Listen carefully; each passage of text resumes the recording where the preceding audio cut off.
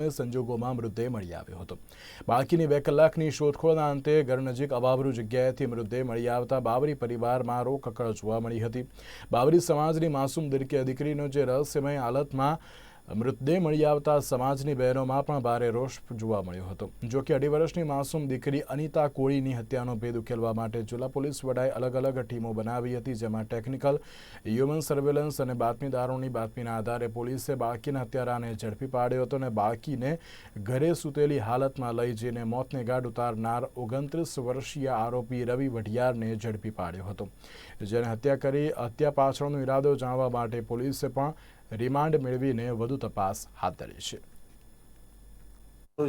પાલનપુર પશ્ચિમ police station એક માહિતી મળી છે કે 2.5 વર્ષની બાળકી કે જે બાવરી ડેરા વિસ્તારમાં રહે છે તેની હત્યા થયેલી છે। આ હત્યાની જાણકારી મળતા જ પાલનપુર પશ્ચિમ પોલીસ સ્ટેશનની ટીમ તથા લોકલ એલસીબી અને એસઓજી અને સાયબરની ટીમ દ્વારા ત્યાં જ તાત્કાલિક તે જગ્યાએ પહોંચવામાં આવે છે અને ત્યારબાદ આ ટીમની અંદર આપ જાણો છો જેવી રીતના પાલનપુરના ડીવાયએસપી શ્રી ગામિત સાહેબ, પ્રોબેશનલ ડીવાયએસપી, એ સિવાય પ્રોબેશનલ પીઆઈ અને તમામ લોકોની ટીમ દ્વારા ખૂબ જ મહેનત કરવામાં આવી છે।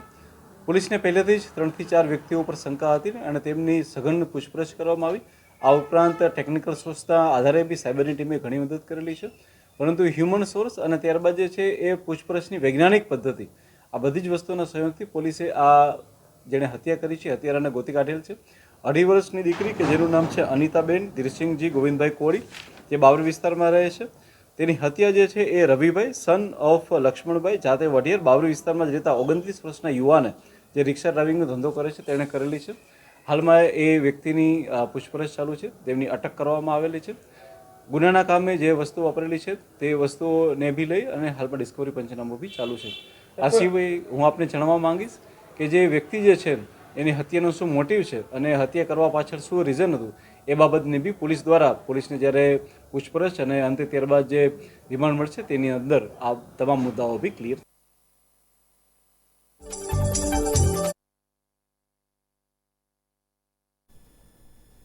તો બીજી બાજુ પાટણના સરસ્વતી તાલુકામાં આવેલા સાંપરા ગામે વિચિત્ર ઘટના બનવા પામી હતી,